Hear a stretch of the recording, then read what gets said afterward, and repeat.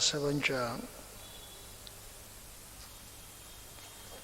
प्राचीन भारतातील क्रांती आणि प्रतिक्रांती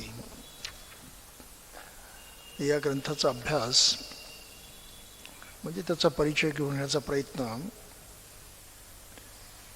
शेवटच्या स्टेजवरती येऊन पोहोचलेला आहे. आणि आज आपल्याला त्या पुस्तकाचा समारोप करायचा आहे. या समारोपामध्ये प्रामुख्यानं 3 महत्त्वाची तत्त्व आहेत. आपण सारे डिटेल्स पाहत नाहीत. ती 3 तत्त्व आपल्याला नीट कळली पाहिजेत. आणि खेदाची गोष्ट अशी आहे की या 3 तत्वांच्या बाबतीमध्येच भारतामध्ये सर्वात मोठं अज्ञान आहे.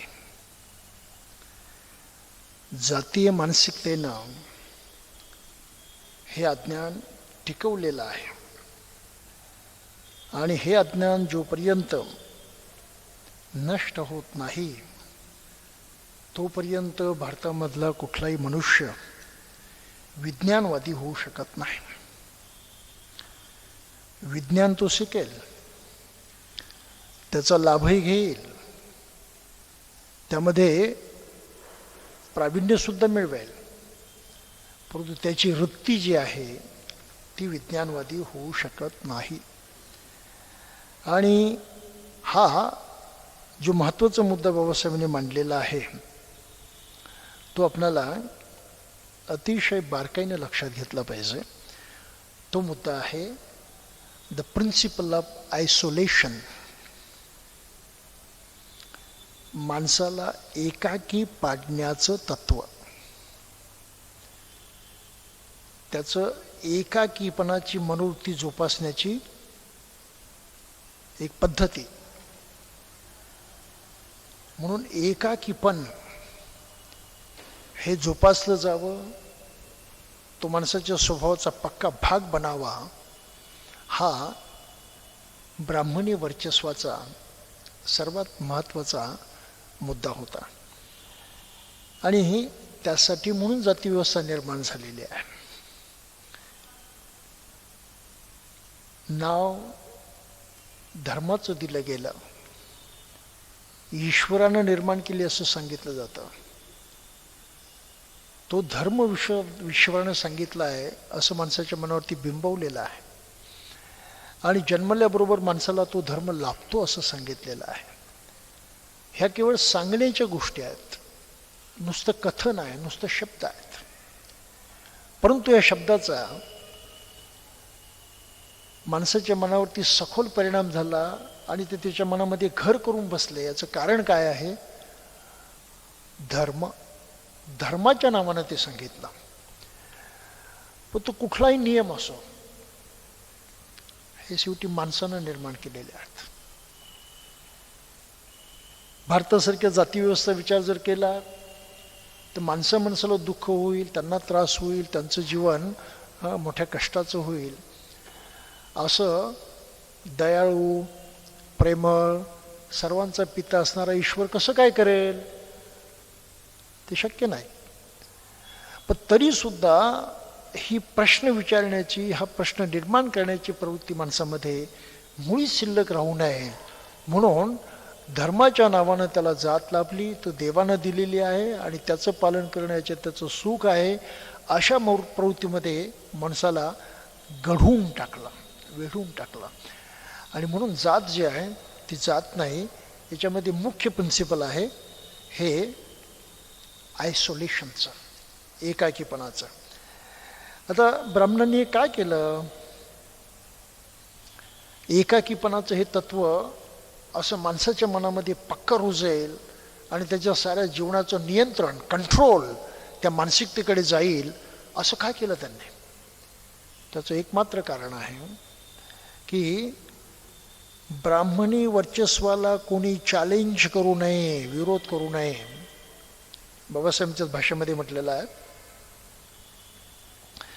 ब्राह्मणिझम वॉज कीन on preventing united action by non-Brahmins to overthrow Brahmanism.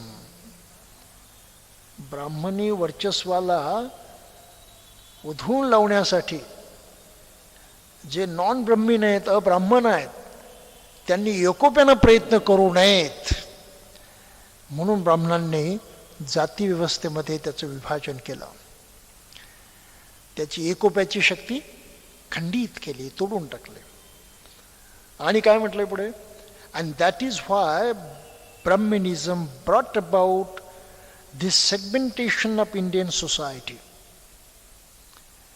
जाती निर्माण करून भारतीय समाजाचे त्यांनी तुकडे तुकडे केले.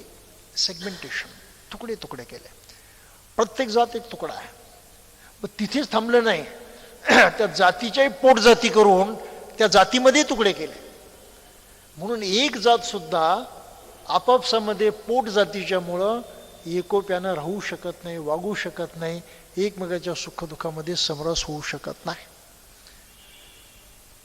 जाती म्हणून एक मोठा तुकडा, म्हणजे चातुर्वर्णी हा सर्वात मोठा तुकडा, म्हणजे 4च भाग. आणि मग त्यामध्ये 4,000 की 10,000 किती जाती आहेत ते आजपर्यंत कोणाला सांगता आलं नाही, कारण त्याची कधीच श्रीगंती वगैरे अशी केली गेलेली नाही. थोड्या प्रमाणात झाली तरी भारतामध्ये 4,000पेक्षा जास्त जाती आहेत असं म्हटलं जातं. म्हणजे त्या 4चे तुकडे झाले 4,000. आणि या प्रत्येक जातीमध्ये पोट जाते, त्याही पुष्कळ आहे, अनगणित आहेत त्या. त्यामुळं त्या कितीही जाती होतील याचा काही भरोसा नाही. अशा प्रकारे प्रत्येक माणसाला एकमेकापासून तोडलं आणि सामूहिक हितासाठी सुद्धा एकमेकांना सहकार्य करून आपलं भलं करावं ही प्रवृत्ती नष्ट केली. जाती व्यवस्था म्हणून अँटी सोशल आहे असं बाबासाहेबांचं म्हणणं आहे. जाती व्यवस्था अँटी सोशल आहे, समाज विरोधी आहे. आणि या समाज विरोधी भावनेनं भारतामधला जास्तीत जास्त मनुष्य हा रुग्ण झालेला आहे, पीडित आहे. हा अत्यंतिक महत्त्वाचा मुद्दा आपण लक्षात ठेवला पाहिजे. कुठल्याही देशाचा आणि कुठल्याही समाजाचा विकास व्हायचा असेल तर त्याच्यामध्ये 4 गोष्टी हव्या असतात. पहिली गोष्ट, त्या समाजामध्ये समता असावी लागते. साऱ्यांना समान न्याय द्यायचा, साऱ्यांशी समानतेनं वागायचं. थोडक्यामध्ये ज्याप्रमाणे कुटुंबातलं वातावरण असतं समानतेचं, मग कुटुंबामधला कर्ता पुरुष बाप जर असेल तर त्याला सारे अधिकार आणि त्याला सारं महत्त्व, बाकीच्यांना काहीच महत्त्व नाही असं काही नाही. लहान मुलं असतील, ते लहान आहेत म्हणून त्यांना काहीच किंमत नाही, त्यांच्या पदरात काहीच पडायचं नाही, त्यांच्याशी कसंही वागलं तरी असंही चालत नाही. कुटुंबामध्ये लहान मोठेपणाचा वाद नसतो, तिथे सारे समान असतात. एकमेकाच्या मानपानाचाही वाद नसतो, तिथे सारे समान असतात. जे काही खायचं प्यायचं, ज्याला म्हणतो उपभोग घ्यायचा, ज्या गोष्टींचा कुटुंबामध्ये उपलब्ध असतील त्या, अन्न वस्त्र निवारा सर्व प्रकारच्या गोष्टी आहेत, सुखसोयी आहेत. ह्या सुखसोयीचा वापर करण्यामध्ये सुद्धा तुझं माझं नसतं, तिथे समानता असते. आणि जेव्हा एकमेकावरती काही आपत्ती येते, दुःख संकट कोसळतात, आजारपण येतं, तेव्हा एकमेकाची आपल्यासारखीच काळजी घ्यायची, इतकी आत्मीयता, इतकी आपुलकी तिथे असते. सुख दुःखामध्ये समानतेनं सहभागी व्हायचं. सुख त्याला जास्त, दुःख त्याला जास्त, ही भानगड नाही. ही जी कुटुंबामधली परिस्थिती असते, तशी परिस्थिती जेव्हा समाजामध्ये निर्माण होते तेव्हा त्या समाजाचा विकास होतो. जन्मास येणारं प्रत्येक बालक कुटुंबामधलं अज्ञानात जन्मास येत असतं. ते कमजोर असतं, कुठलीही कुवत नसते त्याचे जीवन जगण्याची, परंतु ते बालक जगण्यास सक्षम होतं. का? तर कुटुंबीय ज्याप्रमाणे त्याचं संगोपन करतात, ह्या विशिष्ट वातावरणामध्ये त्याला जे पाहिजे ते मिळतं. त्याला स्वातंत्र्य आहे, त्याशी समतेचा व्यवहार आहे, त्याला सतत सहकार्य आहे आणि त्याचं रक्षण करण्याची, काळजी घेण्याची तिथे प्रवृत्ती आहे. ह्या 4 गोष्टी फार महत्त्वाच्या आहेत. ह्या 4 गोष्टीमुळं कुटुंबामधला मनुष्य घडतो, ते बालक घडतं. काहीतरी बनतं, सक्षम होतं आपलं जीवन जगण्यासाठी आणि उच्च पदाला सुद्धा ते पोचू शकतं. तसं समाजातलं वातावरण जेव्हा असेल तेव्हा तो समाज प्रगती करतो, तिथला प्रत्येक घटक विकास पावतो, सक्षम होतो.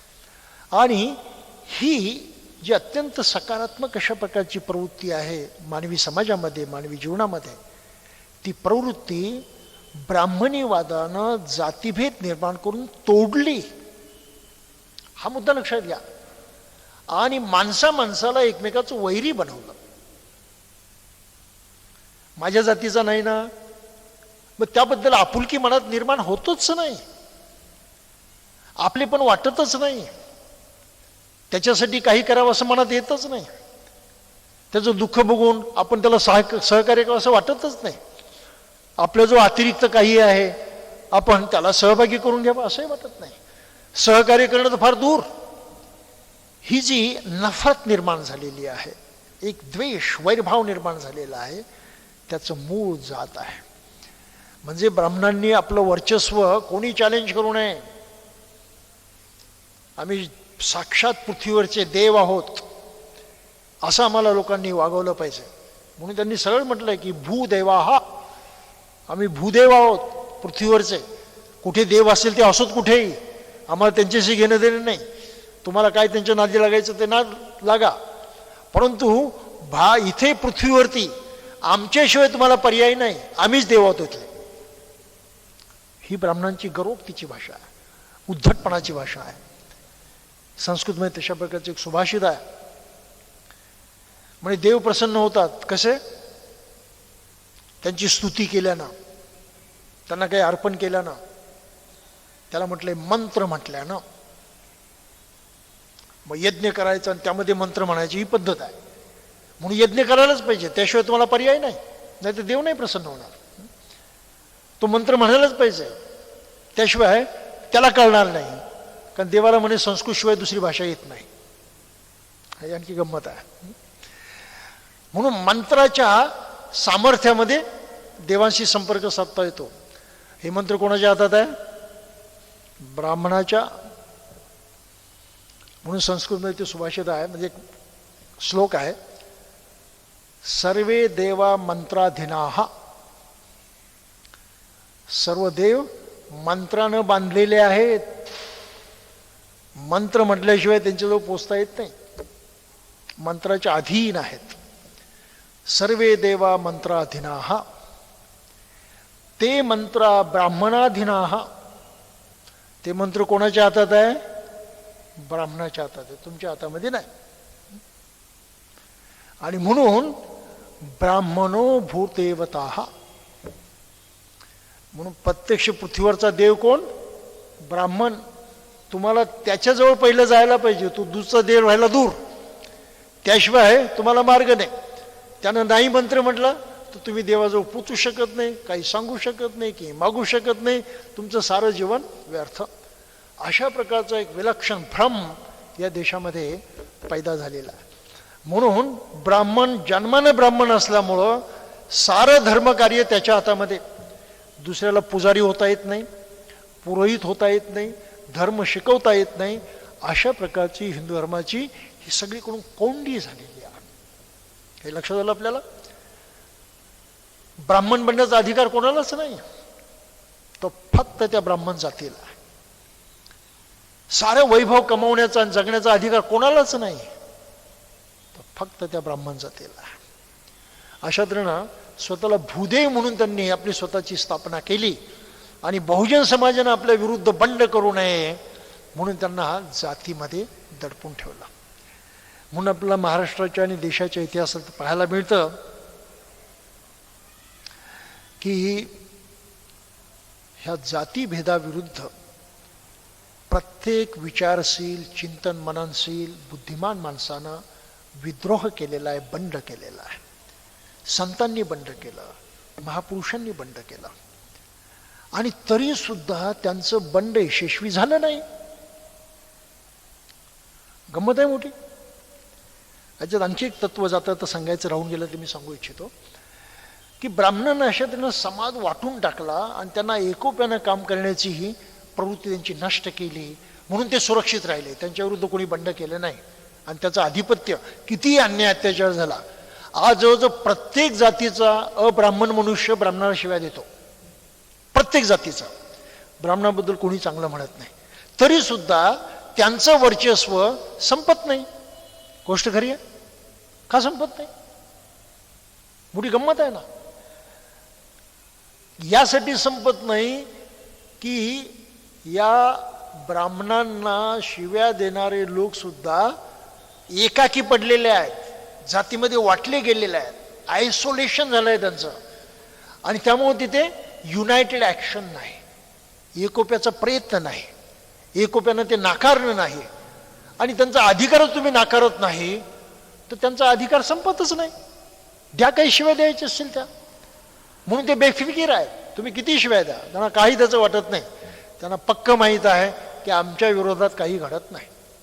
काही लक्षात आलं आपल्या? ही मानसिकता आहे. म्हणून बाबासाहेबांची भूमिका काय होती? अरे जे त्यांनी धर्म लिहिले ते स्वतःचं वर्चस्व टिकवण्यासाठी लिहिले आहेत. देवाचा काही संबंध नाही, चांगल्याचाही संबंध नाही, कल्याणाचाही संबंध नाही, माणसाच्या हिताचं काहीही नाही त्याच्यामध्ये. फक्त आपलं वर्चस्व ठेवण्यासाठी त्यांनी केलं. म्हणून वेदापासून जे आत्तापर्यंतचे हिंदू धर्माचे ग्रंथ आहेत, सारे ग्रंथ ब्राह्मणी वर्चस्वाचे कायदे आहेत. आणि आपले वर्चस्व टिकवण्यासाठी त्यांनी मग काय काय केलं? बाबासाहेबांनी म्हटलं की त्यांनी 4 गोष्टी केलेल्या आहेत. 7 गोष्टी केलेल्या आहेत. 7, 8, 9 आहेत, एकंदरीत 9 आहेत. काय केलं त्यांनी? पहिलं काम त्यांनी केलं की जिथे बौद्धांचं राज्य होतं, बुद्ध धर्म लोकांच्या मनावरती अधिपत्य गाजवत होता, सर्व मंगल आणि सर्व कामनेचं, मनुष्याच्या कामनापूर्तीचं कार्य त्या माध्यमातून होत होतं, जे राजा अशोकानं पूर्णत्वास नेलं. आणि त्याने जे राज्य स्थापन केला त्याला धम्म राज्य म्हणतात. अशोकाने धर्मांतर केलं, तो इतिहास आपल्याला माहीत आहे. कलिंग प्रांतामध्ये लाखो लोक त्या काळामध्ये मारले गेले. हा थोडासा विचार लक्षात घ्या की सुमारे 2200 वर्षापूर्वी, 2200, 2300 वर्षापूर्वी या देशाची लोकसंख्या किती असेल? आताच्यासारखी 120 कोटी तर नक्कीच नाही, एखादी कोटी फारसा असेल. आणि त्यामध्ये एखाद्या प्रांतामधले 1 लाख लोक मारले जाणं ही काही साधी कत्तल नव्हती, प्रचंड कत्तल होते ते. तसेच म्हणे लाखो लोक जखमी झाले, विकलांग झाले. ही काही साधी गोष्ट नव्हती. आणि एवढ्या लोकांची कुटुंब उद्ध्वस्त होऊन लक्षावधी लोक भिकेस लागले ना, त्यांचं जीवन बर्बाद झालं. काही लक्षात येतं आपल्या? एवढा विनाश जो अशोकाच्या कलिंग युद्धातून झालेला होता, त्यामुळं तो कळवळून गेला. त्याच्यातला मनुष्य जागा झाला की हे बरोबर आहे. कशासाठी केलं मी? राज्य मिळवण्यासाठी, संपत्ती मिळवण्यासाठी, वैभव मिळवण्यासाठी, मोठेपण गाजवण्यासाठी? कशासाठी मी हे केलं? हा प्रश्न त्याच्या मनात निर्माण झाला. आणि अत्यंत चुकीचं केलेलं आहे, त्याची पुरेपूर भरपाई करणं हे आपलं जीवनाचं कर्तव्य त्यांनी ठरवलं. आणि इथून पुढे भेरी घोष बंद. भेरी म्हणजे युद्धाचा नगारा, युद्धाचा घोष बंद, युद्धाच्या वल्गना बंद. तर धम्मघोष सुरू केला. धम्माचा घोष, धम्माचा प्रचार, अशा प्रकारची भूमिका घेतली. आणि आपल्या राज्याचं ध्येय काय ठरवलं? सर्व कल्याण, सर्व मंगल. आणि राजा कोण? ह्या जनतेचा मालक नाही. तो काळ असा होता की राजा म्हणजे प्रमुख, तो साऱ्यांचा मालक, तो म्हणेल ती पूर्व. आणि ब्राह्मणांनी त्यांना एवढं महत्त्व दिलं होतं. राजाचा शब्द म्हणजे कायदा, त्याच्या पलीकडे कोणाला जात नाही. राजा विष्णूचा अवतार म्हणजे राजाचा शब्द प्रत्यक्ष देवाचा शब्द. काही लक्षात येतं? म्हणून राजानं कितीही कमाई केली, कितीही लुबाडलं, कितीही अन्याचार केलं, कितीही स्त्रियांना आपल्या जनानखान्यात ठेवलं, तरीही तो देवाचा शब्द. यू अंडरस्टँड दिस? त्याला विरोध करायचा नाही, अशी मानसिकता ब्राह्मणांनी घडवली. अशोकाने काय केलं? राजा भवतु धम्मिको, हे बुद्धाचं जे वचन होतं त्याच्यावरती अंमल केला की राजानं धार्मिक बनलं पाहिजे. तो धर्मशील असेल तर प्रजेचं कल्याण करण्याचं काम करेल. तो त्यांना लुटण्याचं, त्यांना छळण्याचं, त्यांची अडवणूक पिळवणूक करून त्यांचा गैरफायदा घेण्याचं काम तो करणार नाही. हा बौद्धांचा आदर्श आहे. त्यामुळं बाबासाहेबांच्या म्हणण्याप्रमाणे आणि बुद्धाच्या म्हणण्याप्रमाणे आजच्या भाषेत जर बोलायचं तर प्रत्येक राजकीय कार्यकर्ता आणि नेता धार्मिक असला पाहिजे. म्हणजे बुद्धाच्या शिकवणीप्रमाणे वागणारा असला पाहिजे. जर तसा तो वागला तर भ्रष्टाचार नष्ट होईल, जर तसा तो वागला तर पिळवणूक नष्ट होईल, जर तसा वागला तर अन्याय अत्याचार नष्ट होईल आणि प्रत्येक माणसाच्या सुखाची चिंता वाहून राज्याकडून कल्याणकारक राज्य म्हणून कार्य केलं जाईल. काही लक्षात येतं आपल्याला? हा धम्म राज्याचा आदर्श जो अशोकानं प्रस्थापित केला त्याला जगामध्ये तोड नाही आणि त्या राज्याचा आदर्शच आजच्या राज्यशास्त्रामध्ये मानला जातो, ज्याला वेलफेअर स्टेट म्हणतात. जगामध्ये सर्व देशामध्ये हा विचार मान्य केला गेला आहे पॉलिटिकल सायन्समध्ये की आपलं राज्य कसं असलं पाहिजे? वेलफेअर स्टेट असलं पाहिजे. आता नाही बनू शकत ती राज्य वेलफेअर स्टेट का? तर बुद्धाचा आदर्श त्यांच्याकडे नाही. ज्या ज्या त्यांच्या पारंपरिक रूढी परंपरा धर्म आहेत, श्रद्धा आहेत, त्याचाच आदर्श त्यामध्ये असल्यामुळं त्याला ते इतकं परिशुद्ध करू शकत नाही जितकं बुद्धाचं धर्मशासन आहे. काही लक्षात येतं आपल्या? म्हणून ते अपुरेच पडणार. आणि अनेक ठिकाणी तर कल्याणकारी राज्य फक्त कल्पना असते, कल्याण काहीच नसतं. कल्याण होतं राज्यकर्त्यांचं, बाकी कोणाचंही कल्याण नाही. अशी विपरीत स्थिती आपल्याला पाहायला मिळते. तर राजा अशोकानं हे जे धर्मराज्य स्थापन केलेलं होतं त्यामध्ये बाबासाहेबांनी मागे सांगितलं की त्यामुळं ब्राह्मणांचा धंदा बुडाला, यज्ञयाग बुडाले, त्यांची प्राप्ती बुडाली, ते दलितासारखे जगायला लागले. म्हणून मौर्य साम्राज्य नष्ट करणं त्यांना फार महत्त्वाचं वाटलं आणि त्याप्रमाणे ब्राह्मणांनी पहिलं काम केलं आहे की बुद्ध धर्माच्या विरुद्ध विद्रोह केला, बुद्ध धर्माला विरोध केला. आणि तो विरोध करण्यासाठी त्यांनी राजकीय क्रांती केली. पुष्यमित्र शुंगानं राजकीय क्रांती केली, भरतचा रथ करून राज्य हातामध्ये मिळवलं.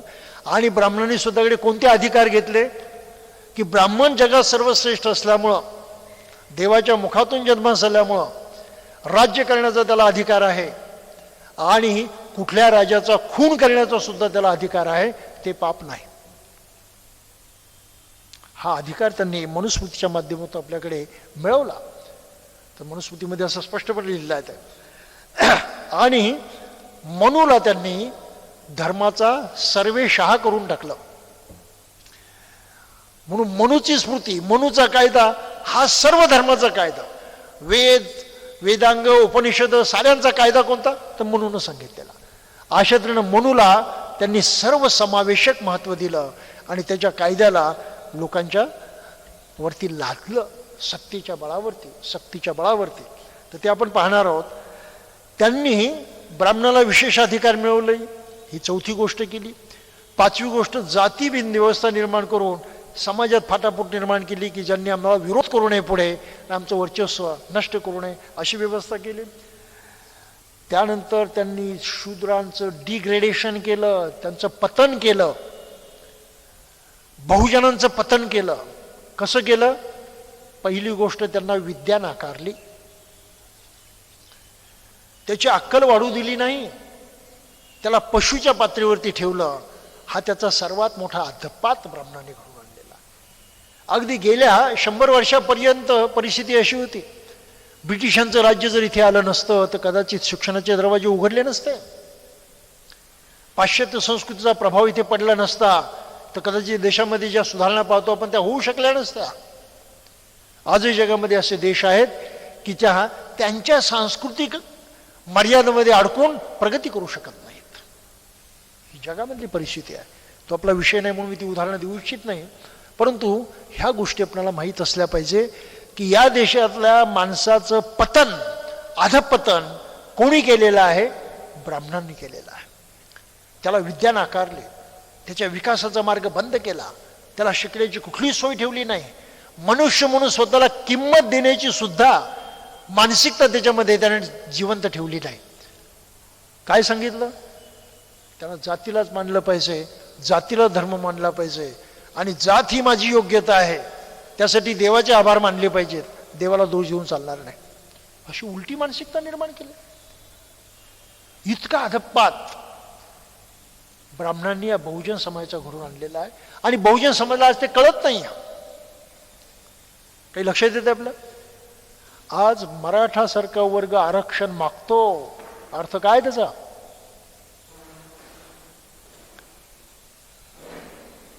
सत्ताधारी वर्ग आहे. पूर्वी जमीनदार होता, गावचा मालक होता, गावचं प्रमुख कोण असायचं? मराठा पाटील. गाव सारा कब्जामध्ये, राजासारखा जगायचा. आज त्यांना आरक्षण मागण्याची वेळ यावी, का बरं? काही लक्षात येतं आपलं? काय यावी वेळ? वेळ यासाठी आली की त्यांनी बघितलं की जे आपले नोकर चाकर होते, ज्यांना आम्ही लाथेनं उडवत होतो, हा अस्पृश्य समाज इतका पुढे गेला, त्याचा विकास झाला. का झालं तर म्हणे सवलतीमुळे झाला. आम्ही एकेकाळचे राजे असून मागे पडलो, मग आता उपाय काय आहे आम्हाला? परत सवलती मिळवा, म्हणून ते सवलतीच्या मागे लागले. काही लक्षात येतं आपल्या? बाबासाहेबांनी केलेल्या ह्या क्रांतीचा हा परिणाम आहे पा, की भल्या भल्यांना सुद्धा त्यांनी गुडघ्यावरतीही वाकायला लावलाय. काही लक्षात येतं आपलं? चुकीचं आहे त्यांचं वागणं. परंतु त्यांनी विचार काय करायला पाहिजे की आपण का मागासलेलो राहिलो? आरक्षण नाही म्हणून नाही मागासलेलो राहिलो, आम्ही ब्राह्मणांचे गुलाम राहिलो म्हणून मागासलेलो राहिलो, आम्ही त्या जातीचे गुलाम राहिलो म्हणून मागासलेलो राहिलो. आम्हाला प्रयत्न करण्याची संधी होती, आम्ही राज्य करत होतो, आम्ही सारी संपत्ती, सारे व्यवहार, राष्ट्राचे सारे व्यवहार पाहण्यास सक्षम होतो. ते आमच्या हातून कोणी काढून घेतलं नव्हतं. पण आमची चूक एकच झाली, त्यांनी असं समजलं पाहिजे बहुजनांनी, विशेषतः मराठ्यांनी, की आम्ही ब्राह्मणांचे गुलाम राहिलो, त्यांची सेवा चाकरी केली, त्यांचंच ऐकलं, आणि आम्ही आमच्याच लोकांवरती अन्याय अत्याचार केले. महाराष्ट्राचे कितीही मुख्यमंत्री मराठे होते, जास्तीत जास्त मराठाच होता ना मुख्यमंत्री. अरे या महाराष्ट्राचे राज्यकर्ते तुम्ही मागासले राहिला कसे? यासाठी की ज्यांनी राज्य केलं ते ब्राह्मणांचे गुलाम होते, त्यांना आपल्या त्या जाती बांधवांशी काही कर्तव्य नव्हतं. त्यांचं कर्तव्य होतं सत्ताधीश होणं, राज्य करणं. ही प्रवृत्ती प्रत्येक समाजामध्ये आहे. प्रत्येक समाजामधल्या स्वार्थी लोकांना आपण नेतं बनावं आणि त्या समाजाच्या बळावरती आपण पुढे जावं, ही भावना असते. म्हणून प्रत्येक समाजामध्ये स्वच्छ नेतृत्व निर्माण होत नाही. हे पुढचं लक्षात घ्या. जे बहुजन समाजामध्ये आज नेतृत्व आहे, सर्व टाकाऊ नेतृत्व आहे, ब्राह्मणांचं गुलाम नेतृत्व आहे, संधी साधू नेतृत्व आहे. ते त्या लोकांची सेवा करणारं अशोकाच्या भाषेमधलं धार्मिक नेतृत्व नाही. काही लक्षात येतं आपल्याला? ह्या एवढ्या साऱ्या परिस्थितीमध्ये परिवर्तन घडवून आणण्याची गरज आहे, आणि त्यासाठी बाबासाहेबांची धम्मक्रांती आहे. कोणी एवढा विचार केला आहे देशाचा? कोणी या भारतामध्ये पैदा झालेला नाही. आणि मग शेवटी ब्राह्मणांनी काय केलं की यांचं डिग्रेडेशन केलंच, त्यांची अवनती केली. पण त्यांनी क्षुद्र त्यांची सुद्धा अवनती केली, महिलांची अवनती केली, आणि जाती व्यवस्थेचा कायदा करून त्याला पक्का करून टाकला. आज महिला मुक्तीची चळवळ चालवावी लागते का? महिला मुक्तीची तुम्ही भाषा करता, याचा अर्थ आला की महिला बंदिस्त आहेत, गुलाम आहेत, त्या मुक्त नाहीत. हे तर कबूल झालं ना, आज कबूल करतात. कोणी केलं महिलांना गुलाम? कोण आहे त्याला जबाबदार?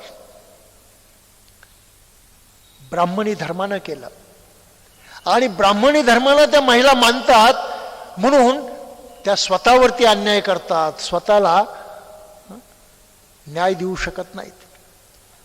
म्हणजे ज्यानं आमच्यामुळे अन्याय केला, ज्यानं आमच्यावरती अन्याय केला त्यालाच तुम्ही मानता, ते तुम्ही सोडायला तयार नाही. काही लक्षात येतं आपलं? आणि मग कुठल्या स्वातंत्र्याच्या गोष्टी करता, कोणत्या मुक्तीच्या गोष्टी करता? भारतामध्ये स्त्रीमुक्तीचं आंदोलन यशस्वी होणार नाही जोपर्यंत त्या महिला ब्राह्मणी धर्म लाथाडणार नाही, टाकून देणार नाहीत. प्रत्येक जातीची तीच कहाणी आहे. म्हणून बाबासाहेबांची भूमिका होती बुद्ध धर्माशिवाय पर्याय नाही. आता याचे दुसरे परिणाम काय झाले की ब्राह्मणांनी आपल्या स्वार्थासाठी जातीमध्ये सारा समाज वाटून टाकला आणि एकोप्यानं प्रयत्न करण्याचे त्यांचे मार्ग बंद केले. पण त्याचं बुमरँग झालं. बुमरँग माहित आहे? ते असं म्हणे एक शस्त्र आहे जे तुम्ही मारता त्या भक्ष्याला किंवा शिकारीला आणि ते परत तुमच्याकडे येतं. काही काही ती सिस्टम आहे त्यांचे, ते बुमरँग आहे. ब्राह्मणांनी आपल्या विरुद्ध बंड होऊ नये म्हणून जाती व्यवस्था निर्माण करून समाजाचे तुकडे तुकडे केले आणि त्यांची एकता नष्ट केली आणि स्वतः सुरक्षित झाले. परिणाम असा झाला की त्यामुळं साऱ्या देशाची एकता नष्ट झाली आणि जेव्हा परकीय आक्रमक आले तेव्हा त्यांच्याशी लढायला हा देश एकरूप नव्हता. ब्राह्मणांचं वाटोळं झालंच ना त्याच्यामध्ये, तेही परकीयांचे गुलाम झाले. जाती व्यवस्थेनं या देशातल्या माणसालाच गुलाम केलं नाही तर अंततः देशाला गुलाम केलेला आहे. हा महत्वाचा सिद्धांत आहे. तरी आजही विद्वान ब्राह्मण उलट्या बोंबा मारतात. काय? बुद्ध धर्माच्या अहिंसेमुळे देश गुलाम झाला म्हणून. चोराच्या उलट्या बोंबा म्हणतात त्या. आणि हे कुठेतरी लोकांच्या पुढे यावं अशी बाबासाहेबांची भूमिका होती आणि म्हणून त्यांनी फार महत्वाचे उद्गार काढलेले आहेत. काय म्हणतात ते पहा. The history of India is nothing but a history of a mortal conflict between Brahmanism and Hinduism. भारताचा इतिहास दुसरं तिसरं काही नसून ब्राह्मणी धर्म आणि हिंदू धर्म यांच्यामधल्या संघर्षाचा इतिहास आहे. जीव घेण्या संघर्षाचा, मोर्टल जीव घेण्या संघर्षाचा. ही पहिली गोष्ट त्यांनी मांडलेली आहे आणि हे या देशातल्या लोकांना कळत नाही. म्हणून त्यांनी काय म्हटलं, हे जे बाबासाहेबांचा ग्रंथ आहे सामान्य ग्रंथ नाही बरं, त्यांनी काय म्हटलं, it's a corrective to Indian history written as it is and to disclose the meaning and purpose running through it that I was obliged to recast the history of India, history of the Brahmanical invention of Buddhist India and the political triumph of Brahmanism over Buddhism. भारताचा जो इतिहास आहे corrective सुधारणात्मक इतिहास मी पुढे मांडतो आहे. कोणता? की ज्या इतिहासामध्ये बुद्ध धर्मावरती ब्राह्मणांनी आपलं आधिपत्य स्थापन केलं, तो जो इतिहास लपवून ठेवलेला आहे तो दुरुस्त करून मी आपला पुढे मांडतो आहे. म्हणजे भारताचा इतिहास जो आता आपल्याला शिकवला जातो हा सत्य इतिहास तर नाहीच नाही, तो बनावट इतिहास आहे आणि त्यातल्या फार महत्त्वाच्या गोष्टी दडवून ठेवलेल्या आहेत. म्हणून बाबासाहेबांनी त्या रिकास्ट केलेल्या आहेत, पुन्हा कथन केलेल्या आहेत, पुन्हा मांडण्याचा प्रयत्न केलेला आहे. त्यामुळे या ग्रंथाचा भारतीय अभ्यासक्रमामध्ये समावेश झाला पाहिजे. बाबासाहेबांच्या साहित्याची ती गरज आहे की हा मूळ इतिहास लोकांना कळत नाही तोपर्यंत ते जागे होऊ शकणार नाहीत. म्हणून भारतात जर प्रबोधन व्हायचं असेल तर बौद्धांनी विहारामध्ये या ग्रंथाचा अभ्यास केला पाहिजे, जातीविच्छेद ग्रंथाचा अभ्यास केला पाहिजे, बहुजन समाजामध्ये याचा अभ्यास करून घेतला पाहिजे. त्यांना सांगितलं पाहिजे की तुमची अवस्था अशी काय आहे, त्याला जात कारणीभूत आहे म्हणून. तुम्ही मानता म्हणून ती टिकते, तुम्ही मानायचं सोडलं की संपली, साधी गोष्ट आहे. म्हणून जात जर संपायची असेल तर बाबासाहेबांचं सरळ सोपं सोल्युशन आहे, उपाय आहे. कोणता? तुम्ही मानायचं सोडा,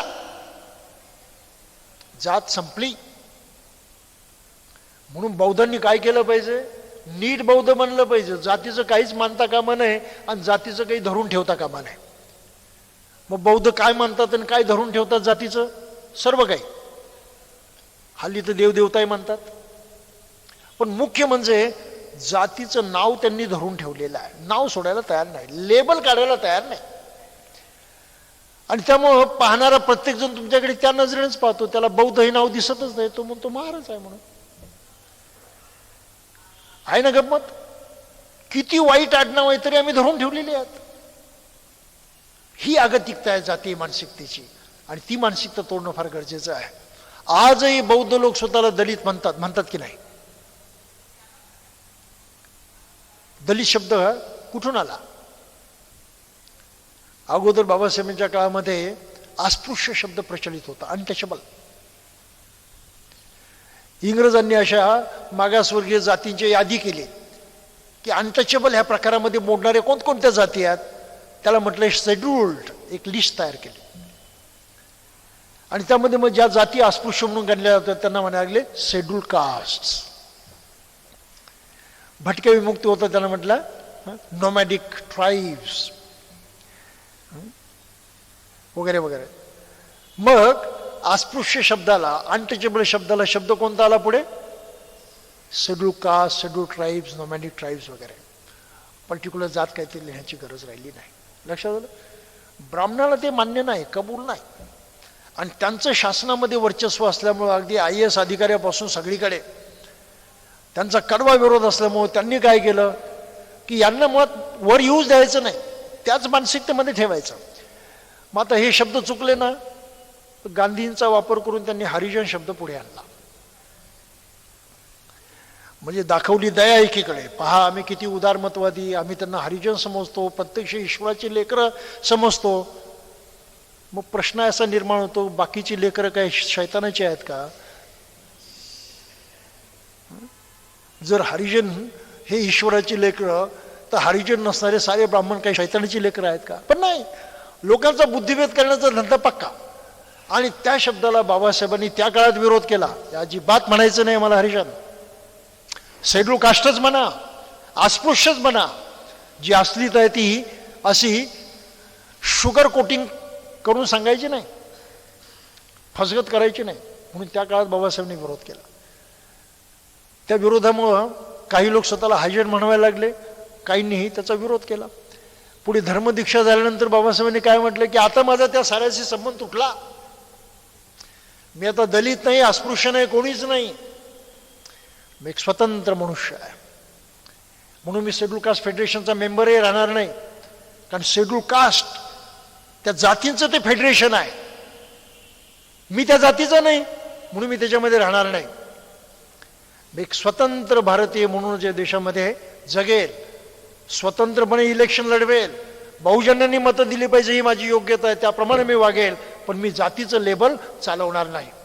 काही लक्षात आलं? मग अशा साऱ्या लोकांना आधुनिक काळामध्ये लोक म्हणायला लागले दलित, आणि सारे बुद्धिस्ट लाइटरी झाले दलित. आहे ना गंमत? का स्वीकारतो तुम्ही तो दलित शब्द? एक जण माझ्याशी वाद घालत होता, नाही ती ऐतिहासिक गोष्ट आहे रे, इतिहास गेला खड्ड्यात, आज तू नाहीस ना त्याच्यामध्ये, त्यातून बाहेर पडलेला आहेस ना, का स्वतःला लेबल लावून घेतोस? मी काय म्हणतो लक्षात येतं? जिथे बाबासाहेब हरिजन शब्द स्वीकारायला तयार नव्हते, त्यांनी दलित शब्द स्वीकारला असता? नाही, आम्ही स्वतःला दलित म्हणून घेतो. म्हणजे जातीचं लेबल काय?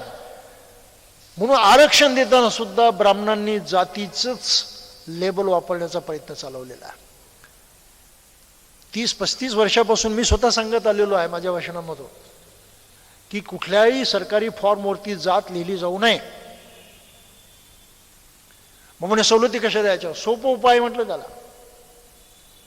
एकदाच फक्त त्या माणसाला जे रेशनिंग कार्ड देतात त्याच्यावरती एंट्री करा की घटनेच्या अमुक अमुक कलमाप्रमाणे या सवलतीला पात्र, बस एवढी एक एंट्री त्याच्यावरती करा. काही जातीची गरज नाही.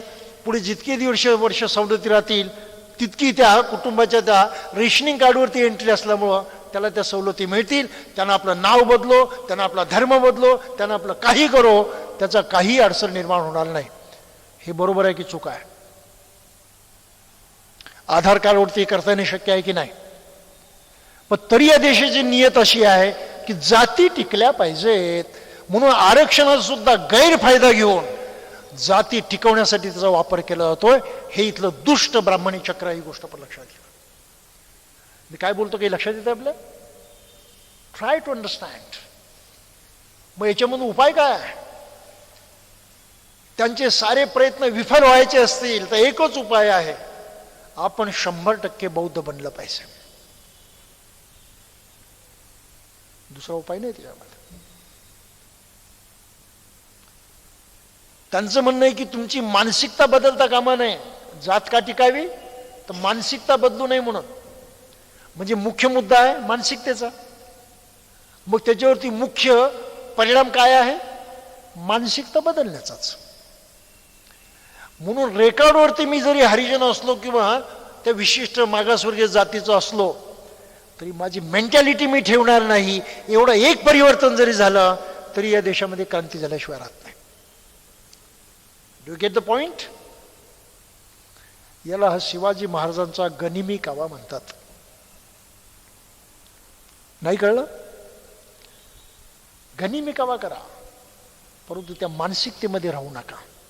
आगतिकता आहे माणसाची, सवलतीची गरज आहे अनेकांना, त्याशिवाय त्यांचं व्यावहारिक जगणं मुश्किल होणार आहे. तुम्ही कोण त्याच्यावरती तुमचा विचार लादणार? हे बौद्धच बनलं पाहिजे, सोडून दे वगैरे नाही करणार लोक. ते काही लक्षात येतं आपलं? त्यांची गरज आहे, त्या गरजेबद्दल सहानुभूती बाळगा, त्यांना आपलं म्हणा आणि त्याला ही युक्ती सांगा, बाबा रे सवलतीसाठी काय राहायचं रेकॉर्डवरती ते राहा. पण त्याच्या पाठीमागची मुख्य साजिश जी आहे,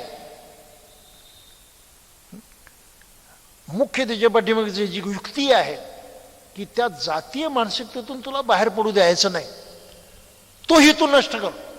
तसं घडू देऊ नको. तू जातीय मानसिकतेतून बाहेर पड आणि 100% बौद्ध बन. काही लक्षात येतं आपल्या? तुझी प्रवृत्ती बदलली की साऱ्या बहुजन समाजाचं ऐक्य होणार आहे. म्हणून माझं म्हणणं आहे की बहुजन समाजामध्ये, ओबीसीच्या मध्ये पहिलं काम झालं पाहिजे नामांतराचं. साऱ्यांनी नामांतर केलं पाहिजे. बहुजन समाजाने नुसती नामांतराची मोहीम हाती घेतली तरी सुद्धा त्या समाजामध्ये मोठी जागृती निर्माण झाल्याशिवाय राहणार नाही. त्यांची नावं घाणेरडीच आहेत, त्यांची नावं टाकाऊच आहेत, त्याही नावांना काही आगापिछा नाही आहे. आणि केवळ नावावरून ते क्षुद्र आहेत, ते विशिष्ट जातीचे जसं ओळखलं जातं. जात तोडण्याचं हे पहिलं शस्त्र आहे ज्याचा आपण वापर केला पाहिजे. तर ब्राह्मणांनी हे आयसोलेशनमधून देशाचं नुकसान केलं, माणसाचं नुकसान केलं, सर्वांचं नुकसान केलं आणि आपलं वर्चस्व लादण्याचा प्रयत्न केला. आणि त्यामधले शेवटचे हे 3 महत्त्वाच्या गोष्टी आहेत. बाबासाहेबांनी त्यातले 2 महत्त्वाचे मुद्दे सांगितले. कसं केलं म्हणे त्यांनी? कसं जमलं त्यांना? कसं यशस्वी झालं? तर म्हणे 2 गोष्टींच्यामुळं. आणि कायदा केला त्यांनी, तो मनुस्मृतीच्या कायद्याने त्यांनी त्या लादल्या. नंबर 1 ची गोष्ट, त्यांनी इंटर मॅरेजेस बंद केले. जाती जातीची लग्न जातीतच झाली पाहिजे, जातीच्या बाहेर लग्न करण्याचा जो प्रघात होता तो बंद केला. झक बाळत माणसाला जातीमध्येच राहावं लागलं, कारण कोणाला बायको पाहिजे, कोणाला नवरा पाहिजे, तर मिळणार कुठून? लक्षात आलं? म्हणजे झक मारत तो जातीमध्ये राहिला. आणि कायद्यानं ते मनुस्मृतीमध्ये तसे कायदे आहेत. आंतरजातीय विवाहाला पूर्णपणे बंदी आहे, त्याला पाप मानलेला आहे. आणि दुसरं काय केलं त्यांनी? इंटर डायनिंग, सहभोजनाला बंदी घातली. काही लक्षात येतं आपल्या? आपापसामध्ये कोणी जेवायचं नाही, कोणाचं काय खायचं नाही, त्याची फार मजेशीर माहिती या ग्रंथामध्ये आलेली आहे. आणि ती जर तुम्ही वाचली तर आपण चक्रावून जाऊ, इतकी ती महाभयंकर गोष्ट आहे. या 4थ्या अध्यायामध्ये त्यांनी म्हटलं आहे, कुणी कोणाचं अन्न खायचं आणि कुणी कोणाचं अन्न खायचं नाही.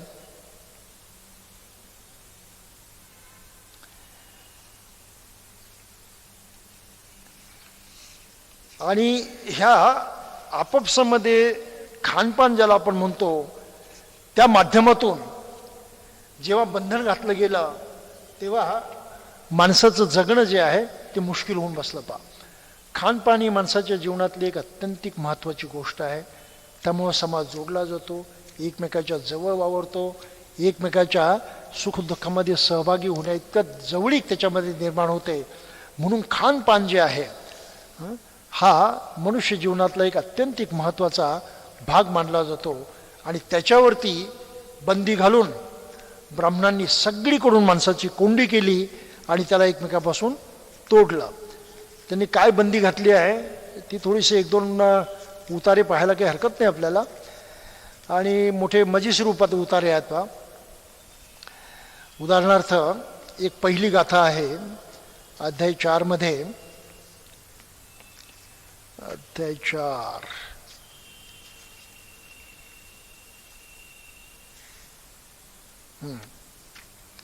हे पाय सारे एकापेक्षा एक दिलेले आहेत. काय म्हटलंय त्यांनी, कोणाचं खायचं नाही.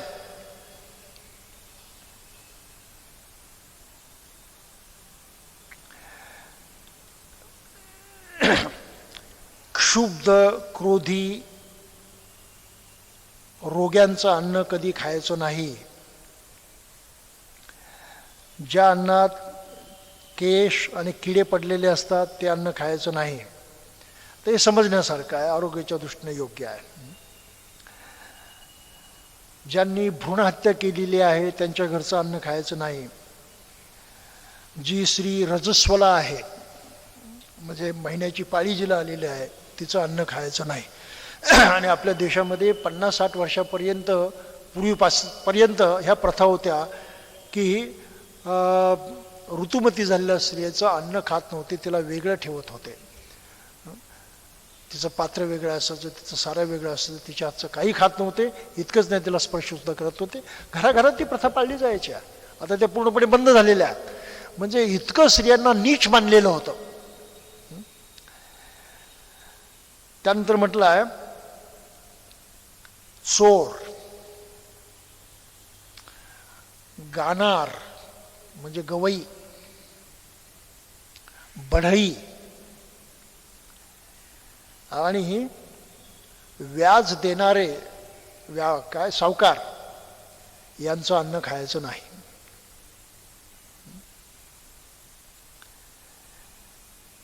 ज्याचं लोकापवादामुळं चारित्र्य दूषण झालेलं आहे, जे नपुंसक आहेत, व्यभिचारी आहेत, कपट धर्माप्रमाणे वागणारे आहेत, त्यांचं अन्न खायचं नाही. जे वैद्यक पाळणारे आहे, वैद्य म्हणजे आजचे डॉक्टराचं अन्न खायचं नाही. आजच्या डॉक्टरांना सांगा की तुमच्या घरचं अन्न खाणं मनुस्मृतीनं निषिद्ध मानलेलं आहे, इतके तुम्ही नीच आहात. व्याध शिकारी आहे त्याचं अन्न खायचं नाही. जो क्रूर मनुष्य आहे त्याचं अन्न खायचं नाही. जो स्वतः दुसऱ्याचं उष्ट खातो त्याचंही खायचं नाही म्हणे. भयंकर कर्म करणाऱ्याचं खायचं नाही.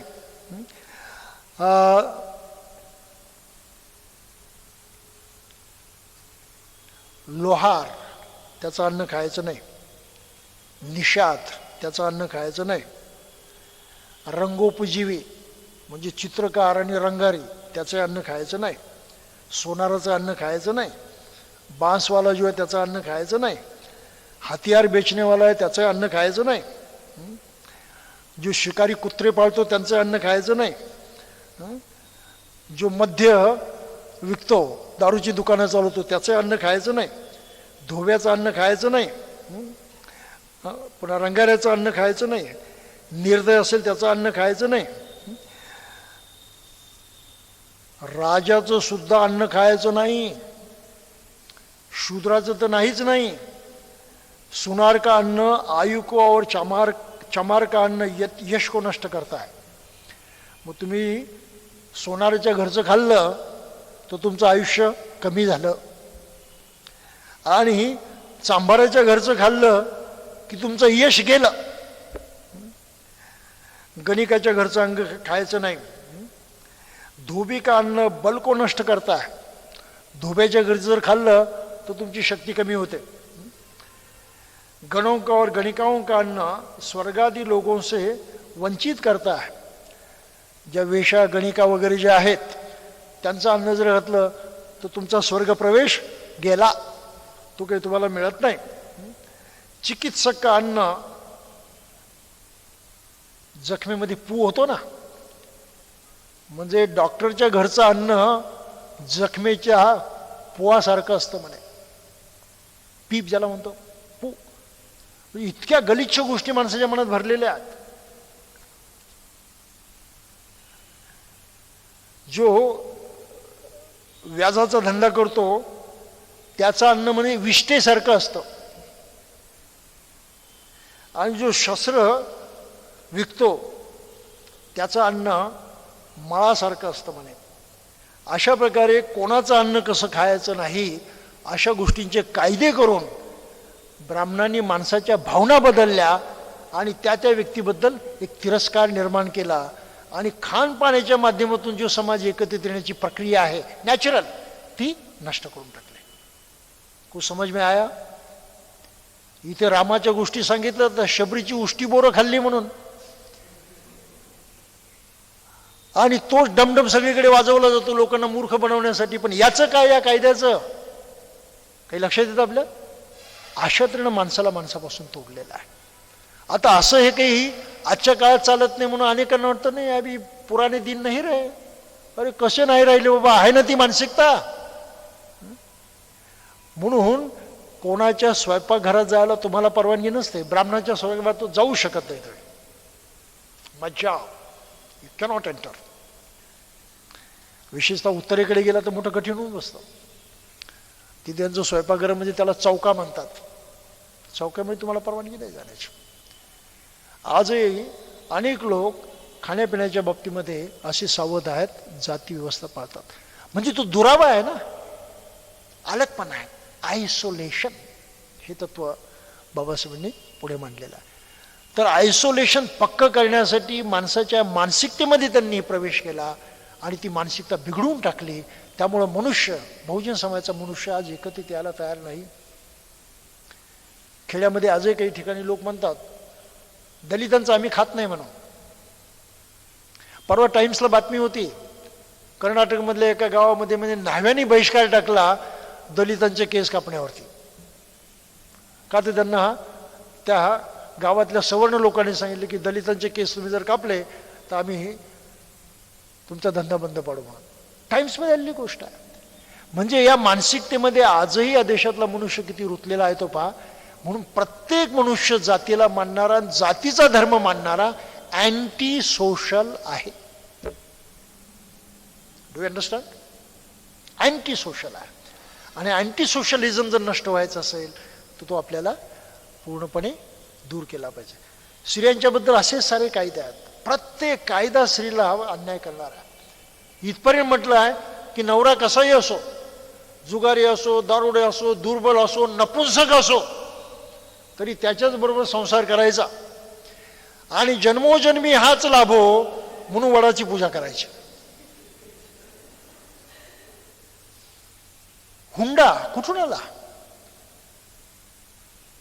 हुंडा कुठून आला? त्या स्त्रीला गरज आहे नवरा पाहिजे की नको, ते मला गरज नाही. मग मी तिचा नवरा जर व्हायचा असेल तर नुसतं तिनं माझ्याशी लग्न करण्याची इच्छा प्रकट करून चालायचं नाही. मला धन दौलत देऊन खुश ठेवलं पाहिजे, ही त्याच्या पाठीमागची चाल आहे. म्हणून जो जो मनुष्य हुंडा मागतो तो त्या जातीय नफरतीनं बरबटलेला मनुष्य आहे. लक्षात येतं? कुठल्याही हुंडा मागणाऱ्या माणसाबरोबर कुठल्याही मुलीनं कधीही लग्न करू नये. आणि लोक मोठ्या मजेशीरपणे हुंडा मागतात. नाही, आम्ही ते हुंडा वगैरे काही मानत नाही, पण कसं आहे, वराची बाजू आहे, मानपान तरी ठेवा, गेला परत जातीवर. हे प्रकार अजिबात होता कामा नये. आणि कुठल्याही बापानं आपल्या मुलीच्या लग्नामध्ये केवळ वराच्या आनंदासाठी, सुखासाठी किंवा मान्यतेसाठी अवास्तव खर्च करू नये, ही अत्यंत महत्त्वाची गोष्ट आहे. का खर्च करता? डेकोरेशनचा आहे, मिरवण्याचा आहे, मोठ्या प्रमाणात पार्टी देण्याचा का खर्च करतो तुम्ही? कोणाला खुश करण्यासाठी? त्या नवऱ्याचा अहंकार जोपासण्यासाठी. Do you understand what I mean? त्यांना पोशाख देता पाहिजे तेवढे का देता तुम्ही? म्हणजे मुलींचे पालक सुद्धा इथे जबाबदार आहेत त्यांच्या त्या लो स्टेटसला मेंटेन करण्यासाठी. काही लक्षात येतं? हा जो दिखावा केला होतो आणि माणसाची कष्टाची संपत्ती ते उधळली जाते. कशासाठी उधळली जाते? फक्त त्या वराच्या मानासाठी. हे बरोबर आहे? आमच्या इभ्रतीला आमच्या अरे कसलं स्टेटस? तू इंजिनियर झाला असेल, डॉक्टर झाला असेल, त्याला स्टेटस म्हणतात? ते तर फक्त स्किल्ड वर्कर म्हणतात त्याला. कुशल कामगार. कामगारापेक्षा तुला किंमत नाही. तू कामगार आहेस. इंजिनियर झाला आणि तुला कोणी नोकरीच नाही दिली तर मेला ना फुकट. कामगार आहे मग कुणीतरी कामावरती ठेवायला पाहिजे, नाही तर हा बेकार. लक्षात आलं का? स्वतःच्या बळावरती जगण्याची हिंमतच नाही तुझं, काय ते शिक्षण उपयोगाचं? थोडासा हा विचार केला पाहिजे की प्रतिष्ठा कशाला म्हणतात? प्रतिष्ठा म्हणतात ज्या माणसाचा उत्तम सद्गुण आहे त्याला, तो प्रतिष्ठित आहे. त्या प्रतिष्ठेपासून प्रत्येकाचा लाभ होतो, फायदा होतो. इज्जत आबरूने त्याच्याबरोबर वागता येतं, सुखात सहभागी होता येतं, दुःखात सहकार्य लाभतं. तिथे मैत्री करुणा असते, तिथे माणुसकी असते. त्या माणुसकीनं माणसाचा लाभ होतो, म्हणून त्या माणसाजवळ प्रतिष्ठा आहे, मोठेपण आहे. बाकीच्या जवळ ते मोठेपण नाही. म्हणून श्रीमंतीचंही अशी उधळपट्टी करणं स्त्रियांच्या गुलामगिरीला प्रोत्साहन देण्यासारखं आहे. थोडंसं लक्षात ठेवा. बौद्धही चुका करतात. बौद्धांच्या लग्नामध्ये फक्त एकच वस्त्र लागतं, पांढरे कपडे असावेत, साधी असले तरी चालतात. आजच्या आमच्या बौद्ध तरुणाला चालत नाही. ते त्याला लग्नाच्या मंडपात येण्यात घोड्यावरती बसण्यासाठी वेगळा ड्रेस लागतो. मी त्या ड्रेसला म्हणतो घोड्यावर बसण्याचा ड्रेस. मग लग्नाच्या मंडपात आलं की तिथे नवीन ड्रेस लागतो. लग्न आता पांढऱ्या वस्त्रावरती लागतं ना, मग पांढरा ड्रेस. मग तो आल्यावरती परत तो ड्रेस बदलणार आणि लग्नाचे तो उभा राहणार. ते झाल्यावरती घाई कशाची? वस्त्र बदलण्याची. मग सूट वगैरे 3 पीस घालून तो याच्यावरती येणार. हे काय चाललंय? ही उधळपट्टी आहे. काही लक्षात येतं आपलं? हा अपमान आहे त्या स्त्रीचा. तिच्या बापाला झक मारत करावा लागतो, काही इलाज नसतो. ही थोडीशी कमजोर बाजू असतेच का नाही? किती मुलगी शिकलेली असो, किती चांगली झालेली असो, किती गुणवान असो, गुणांची किंमत नाही, पैशाची किंमत, फक्त प्रसिद्धीची किंमत. म्हणून बौद्धही आपला हा नीट आदर्श निर्माण करू शकले नाही. त्यांनी इतक्या भयंकर चुका केल्यात. मनुस्मृतीचा वारसा घेऊन ते जगतात आपल्या व्यावहारिक जीवनामध्ये. तर ही थोडीशी गोष्ट जी ती आपण जाता जाता मुद्दाम लक्षात ठेवली पाहिजे की शूद्रांचं तर खच्चीकरण केलंच केलं, परंतु महिलांचं खच्चीकरण केलं. आणि दुर्दैवानं धर्माचा पगडा महिलांच्या मनावरती जास्त राहतो. म्हणून भारतीय स्त्रियांची जी काही आज ससे होलपट चाललेली आहे त्यासाठी जास्तीत जास्त भारतीय महिला जबाबदार आहेत असं माझं मत आहे. तुम्ही जबाबदार आहात. तुम्ही त्या परंपरा मानता, तुम्ही त्याच्यावरती विश्वास ठेवता, नटून थटून देवळामध्ये जाता. काय नटण्याचा अर्थ आहे माहिती आहे आपल्याला? नाही अर्थ. सालंकृत कन्यादान करावं असं याच्यात म्हटलेलं आहे मनुस्मृतीमध्ये. सालंकृत म्हणजे तशी तर नवऱ्याला वधू चालायची नाही, तिला अलंकार घातले पाहिजेत, मढवली पाहिजे, शृंगार केला पाहिजे आणि मग ती कन्या अर्पण केली पाहिजे, म्हणजे हुंडा. नाही लक्षात आलं? हुंड्याच्या प्रथा याच्यातून निर्माण झालेल्या आहेत. आणि ते मनुस्मृतीचे कायदे आज जे लोक बौद्ध म्हणणारे सुद्धा मानतात, मला त्यांची मोठी कीव येते. वाईट वाटतं मला त्या सर्व गोष्टी बघून. अरे पुरुष म्हणून तुमच्या मनगटात जर ताकद असेल तर स्वतःच्या बळावरती जगा ना. कशाला बापाचे पैसे पाहिजेत लग्न समारंभ करण्यासाठी? तुमच्याजवळ असतील तेवढेच करा. माणुसकीनं करा, इमानदारीनं करा, चांगल्या पद्धतीने करा. हा त्या जातीय मानसिकतेतून मुक्त होण्याचा उपाय आहे. त्या जातीय मानसिकतेला जर तुम्ही आव्हान दिलं नाही तर तुम्ही त्याच्यातून मुक्त होऊ शकत नाही. म्हणून बाबासाहेबांच्या ग्रंथाचा मुख्य अर्थ काय आहे शेवटी? की ब्राह्मणांनी आपलं वर्चस्व कायम ठेवण्यासाठी हिंदू धर्म नावाची एक जडी बुटी निर्माण केलेली आहे. त्यातला कुठलाही धर्म पवित्र नाही, ग्रंथ पवित्र नाही, देवानं लिहिला नाहीच नाही, पण देवाशी संबंध नाही त्याचा. ते सारे ब्राह्मणांनी लिहिलेले ग्रंथ आहे आणि फक्त आपलं वर्चस्व ठेवण्यासाठी. त्यांनी माणसाच्या सुखाचा मार्ग बंद केला, त्याच्या विकासाचा मार्ग बंद केला. इतके तुकडे तुकडे केले की त्या तुकड्यामध्ये वाटल्यामुळं त्याची सामाजिक, आर्थिक, नैतिक खच्चीकरण झालं आणि त्याच्या उद्धाराचं बळच केलं. आणि त्याच पद्धतीने आज या देशाचं शासन चाललेलं आहे. थोडंसं पण लक्षात घ्या, जातीयवादावरती आधारित. म्हणून या देशात न्याय जर स्थापन व्हायचं असेल तर बाबासाहेबांची भूमिका योग्य आहे की हिंदू धर्म, त्याचा अधिकार, ती जातीय भावना 100% सोडून दिली पाहिजे. आणि ती आपल्या मनातूनच नष्ट व्हायची असेल तर बुद्धाच्या मार्गाशिवाय दुसरा उपाय नाही, हेही आपण आवर्जून लक्षात घेतलं पाहिजे. जगाच्या इतिहासामध्ये बहुजन हिताय बहुजन सुखाय हा नारा फक्त एकाच माणसानं दिला आणि प्रत्यक्ष त्याची अंमलबजावणी सुद्धा या देशामध्ये झाली. तो नारा दिला भगवान बुद्धाने आणि त्याची अंमलबजावणी तितक्या ताकदीनं केली सम्राट अशोकानं. हा धम्मराज्याचा आदर्श साऱ्या जगाला आवश्यक आहे. आणि तो आदर्श जर प्रस्थापित करायचा असेल तर भारतीय बौद्धांनी फार कष्ट करायला पाहिजे. त्यांना जर हे मूळ माहीत नसेल,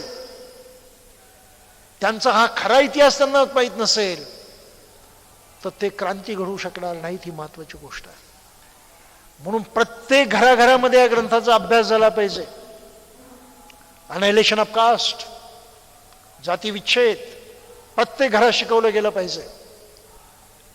revolution and counter revolution in ancient India, प्राचीन भारतातील क्रांती आणि प्रतिक्रांती, प्रत्येक घरामध्ये तो विषय शिकवला गेला पाहिजे. तो सांस्कृतिक वारसा म्हणून आपण मुलाबाळांना दिला पाहिजे. आणि बुद्ध आणि त्यांचा धम्म, ह्या 3 गोष्टी या दृष्टीनं अत्यंत महत्त्वाच्या आहेत. बाबासाहेबांनी आर्थिकही प्रश्न त्याशी जोडलेला आहे की बुद्ध आणि कार्मास हे सुद्धा बौद्ध माणसाला माहीत पाहिजे. तर त्या बौद्ध माणसाचं प्रबोधन झालं आणि त्याप्रमाणे तो वागायला शिकला तर तो बौद्ध म्हणून जीवन जगायला शिकला असा त्याचा अर्थ होईल. ज्यांना याच्याशी काहीच घेणं देणं नाही ते बौद्धही बनवू शकत नाहीत, बौद्ध समाजही घडवू शकत नाही, या देशामध्ये बाबासाहेबांचं कार्यच करू शकत नाही. भले मग ते स्वतःला कितीही आंबेडकरांनी म्हणत किंवा बौद्ध म्हणत. काही लक्षात येतं आपल्या? हा एकंदरीत ह्या अभ्यासाचा विषय आहे आणि याचा प्रचार या देशात बहुजनांच्या मध्ये झाला पाहिजे. बहुजनांना धर्म सांगू नका. आता त्यांना सांगा, बाबा रे तुझं दुखणं कुठं सुरू झालं बघ, हे जंतू आहेत, हे बॅक्टेरिया आहेत, त्याचा तुला कधी शोध लावला नाही. म्हणून बाबासाहेबांचं जे काही सूक्ष्मदर्शक यंत्र आहे, काय म्हणतात त्याला, सूक्ष्मदर्शक यंत्राला, हा ग्रंथ म्हणजे बाबासाहेबांचे सूक्ष्मदर्शक यंत्र आहेत. त्या यंत्राचा वापर करायला बहुजन समाजाला शिकवा. त्याच्या धार्मिक ती अंधश्रद्धा आपल्याला माहित आहे, परंतु ती धर्माशी बांधील असल्यामुळं एकाएकी तो सोडायला तयार होणार नाही. भावनेचा प्रश्न आहे. म्हणून त्याच्यावरती हल्ला करू नका. त्याला सांगा, बाबा रे तुझ्या दुःखाचे बॅक्टेरिया कुठे आहेत ते शोध. आणि हा सूक्ष्मदर्शक जो आहे यंत्र बाबासाहेबांचं, ते जरा बघ, त्या नजरेनं बघ, त्यातून बघ, मग तुला तुझ्या दुःखाचं मूळ समजेल. आणि ते मूळ समजलं की तो मनुष्य मग बदलण्यास तयार होईल, सुधारण्यास तयार होईल, औषध घ्यायला तयार होईल. पण त्याच्या रोगाचंच निदान तुम्ही केलं नाही तर काय ऐकणार आहे तो तुमचं? काही लक्षात येतं? भारतामध्ये बुद्ध धर्माचा प्रचार करण्यासाठी ही भूमिका येणं गरजेचं आहे. आणि ही भूमिका ह्या समाजाला अजूनही कळलेली नाही. हे मोठे खेदाची गोष्ट आहे असं माझं मत आहे. काही असो, तर बाबासाहेबांच्या ग्रंथाचा या दृष्टीनं आपण विचार करावा. त्याशिवाय या देशामध्ये क्रांती होणार नाही. घराघरात हे ज्ञान पोचल्याशिवाय मनुष्य विचार करण्यास प्रवृत्त होणार नाही आणि आपली जी काही समस्या आहे, आपला जो काही रोग आहे तो त्याला जाणता येणार नाही. आणि तो न जाणल्यामुळं तो बुद्ध धर्मरूपी औषधही घ्यायला तयार होणार नाही. भले ते अमृत असले तरी तो त्याला नकार देईल. ही थोडीशी गोष्ट आपण लक्षात घ्यावी. तर मला वाटतं आपण इथेच हा अभ्यास थांबूया. पुढच्या आठवड्यापासून आपल्याला भगवान बुद्ध आणि त्यांचा धम्म यावरती व्याख्यान मला सुरू करायचे. प्रवचन मालिका 50 व्याख्यानांचा तो कोर्स असणार आहे. Not less than 50. B prepared. त्याच्यामध्ये बराच इतिहास येणार आहे, अनेक खाल होणार आहे.